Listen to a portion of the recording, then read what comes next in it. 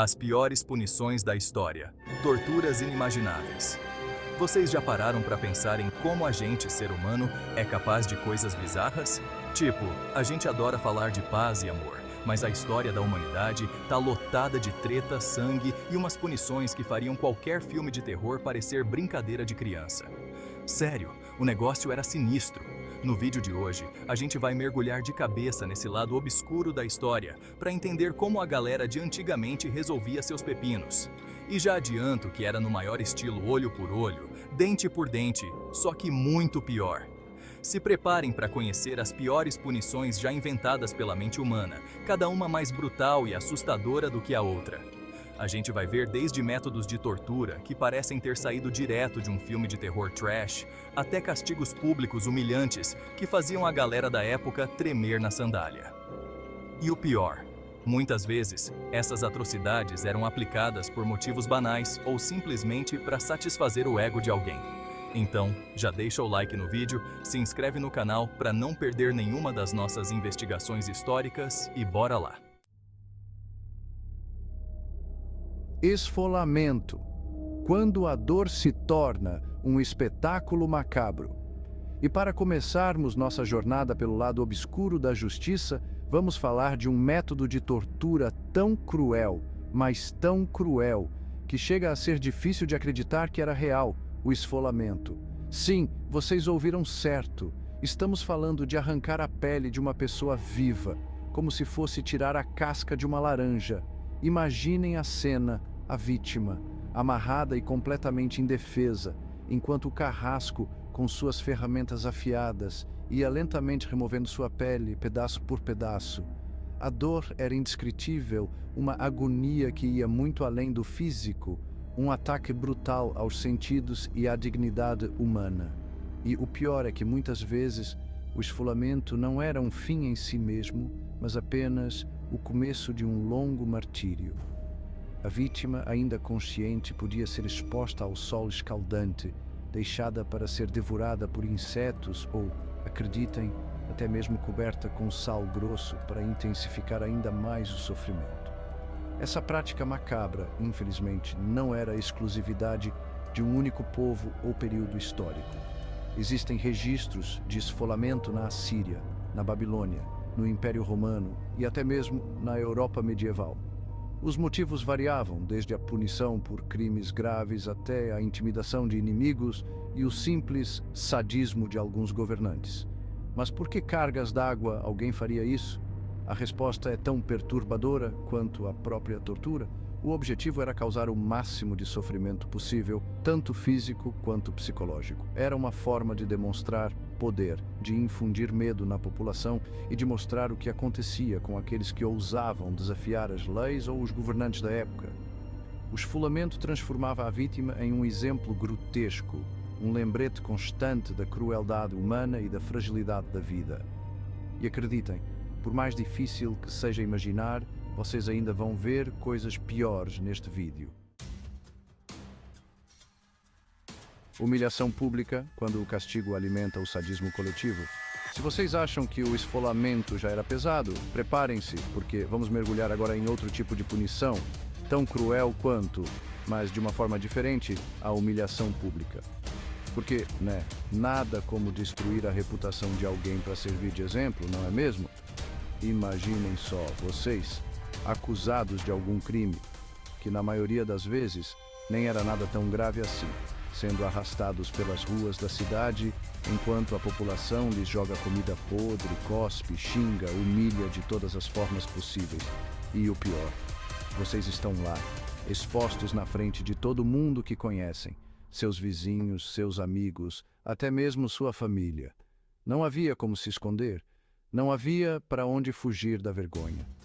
Um dos métodos mais populares de humilhação pública era o uso do pelourinho. Essa estrutura sinistra, geralmente feita de madeira, prendia o condenado pelo pescoço e pelos pulsos, deixando-o exposto à fúria da população. E acreditem, o povo não tinha piedade, não. Além de xingar e atirar coisas, as pessoas também podiam usar o condenado como alvo de pedras, chicotes e o que mais a criatividade permitisse. Era um festival de crueldade gratuita, onde a vítima se tornava um brinquedo nas mãos de uma multidão sedenta por sangue e vingança. E se a pessoa tivesse muita sorte, ou azar, dependendo do ponto de vista, ainda podia ser agraciada com uma bela surra de açoite. E não pensem que era só um tapinha de leve, não. Eram chicotadas brutais que rasgavam a carne, abriam feridas profundas e deixavam cicatrizes físicas e emocionais que nunca mais saravam. Mas a humilhação pública não se limitava ao pelourinho. Em alguns casos, o condenado era obrigado a usar roupas humilhantes com sinos ou guizos que anunciavam sua presença por onde passasse. Outros eram marcados a ferro e fogo com símbolos que os identificavam como criminosos para o resto da vida. A humilhação pública era um espetáculo cruel que servia não só para punir o indivíduo, mas também para controlar a sociedade pelo medo. Era uma forma de mostrar o que acontecia com quem ousasse desafiar as normas sociais ou questionar a autoridade. Capítulo 3. Auto de fé. Quando a fogueira da Inquisição iluminava a intolerância. Até agora vimos métodos de punição que, por mais cruéis que sejam, eram geralmente aplicados a crimes reais ou supostos. Mas, e quando a tortura e a morte eram usadas para punir ideias, crenças e formas de pensar diferentes, é aí que entramos em um dos capítulos mais sombrios da história humana, a Inquisição. Imaginem só. Vocês vivendo em um período em que a Igreja Católica tinha poder absoluto sobre tudo e todos. Qualquer desvio de conduta, qualquer questionamento, qualquer coisinha que fosse considerada heresia, podia levar diretamente para as garras da Santa Inquisição, um tribunal religioso que fazia o papel de juiz, júri e muitas vezes carrasco. E quando se fala em Inquisição, logo vem à mente um método de tortura que se tornou símbolo da crueldade da época, o auto de fé. Essa cerimônia macabra, que misturava elementos religiosos e espetáculo público, era o ponto culminante de um processo inquisitorial, em que o acusado, já torturado e muitas vezes obrigado a confessar crimes que não cometeu, era condenado à morte na fogueira. O auto de fé era um evento público que reunia milhares de pessoas. Imaginem a cena, uma grande praça tomada por uma multidão ávida por sangue e espetáculo, um palco montado com uma pira enorme no centro e o condenado vestindo uma roupa especial chamada sambanito, sendo conduzido até seu destino final. Enquanto as chamas se elevavam, consumindo o corpo da vítima, monges cantavam hinos religiosos e o público assistia a tudo com uma mistura de horror e fascinação. Era como se a morte na fogueira fosse uma espécie de purificação, um ato de fé que livraria a alma do condenado de seus pecados. Mas sabemos que, na verdade, o auto de fé era uma demonstração brutal de poder e intolerância. Era uma forma de silenciar vozes discordantes, de eliminar qualquer tipo de oposição à Igreja e de manter a população sob controle por meio do medo. E não pensem que a Inquisição se limitava a queimar pessoas vivas. Eles tinham um verdadeiro arsenal de métodos de tortura, cada um mais criativo e sádico que o outro. Havia o potro, um dispositivo que esticava o corpo da vítima até deslocar seus ossos, o estrapado, que suspendia o acusado pelos pulsos amarrados atrás das costas e por aí vai. A Inquisição deixou uma marca profunda na história, um lembrete cruel de como o fanatismo religioso e a busca desenfreada pelo poder podem corromper até mesmo as instituições mais sagradas. Capítulo 4. Empalamento, a punição cruel que assombrou a história. E chegamos agora a um método de punição tão brutal, tão chocante, que até hoje causa calafrios só de pensar: o empalamento. Essa técnica de tortura, que mais parece ter saído de um pesadelo, era a preferida de Vlad III, o Vlad Drácula, um personagem histórico que inspirou a lenda do famoso vampiro. Mas, Diferentemente do Conde Drácula da ficção, Vlad III não precisava de presas afiadas para espalhar o terror. Sua arma era muito mais cruel, uma simples estaca de madeira. E não era qualquer estaca. Era uma estaca cuidadosamente preparada, com a ponta arredondada e polida para causar o máximo de dano possível. A vítima, geralmente um prisioneiro de guerra ou um inimigo político, era jogada no chão e imobilizada. A estaca era então posicionada em um ponto estratégico, geralmente no ânus ou na vagina, e com a ajuda de um martelo era lentamente introduzida no corpo da vítima.